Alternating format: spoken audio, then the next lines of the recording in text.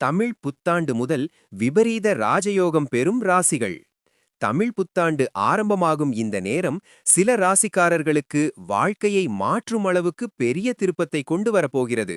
குறிப்பாக இந்த ஆண்டு விபரீத ராஜயோகம் உருவாகும் காரணத்தால் கஷ்டப்பட்டு வந்தவர்களுக்கு திடீரென அதிர்ஷ்டம் திரும்பும் காலமாக இருக்கும்.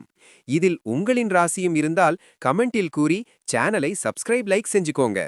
இதுவரை தடைகள், தாமதங்கள், மன அழுத்தம், பண நெருக்கடி என்று பல பிரச்சனைகள் இருந்தாலும் இப்போது அதெல்லாம் மெதுவாக விலக ஆரம்பிக்கும்.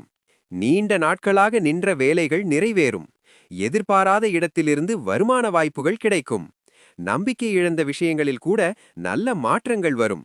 இந்த விபரீத ராஜயோகம் பெறும் 4 ராசிகள் மேஷம், கடகம், துலாம், மகரம். இந்த ராசிக்காரர்கள் கடந்த காலத்தில் சந்தித்த கஷ்டங்களுக்கு இப்போது பலன் கிடைக்கும் நேரம் இது. பணவரவு அதிகரிக்கும், வேலை மற்றும் தொழிலில் முன்னேற்றம் கிடைக்கும், குடும்பத்தில் அமைதி உருவாகும். ஆனால் இந்த நேரத்தில் ஒரு முக்கிய விஷயம், கிடைக்கும் வாய்ப்புகளை சரியாக பயன்படுத்திக் கொள்ள வேண்டும். சோம்பேறித்தனம் அல்லது தயக்கம் இருந்தால் இந்த யோகம் முழுமையாக பலன் தராது.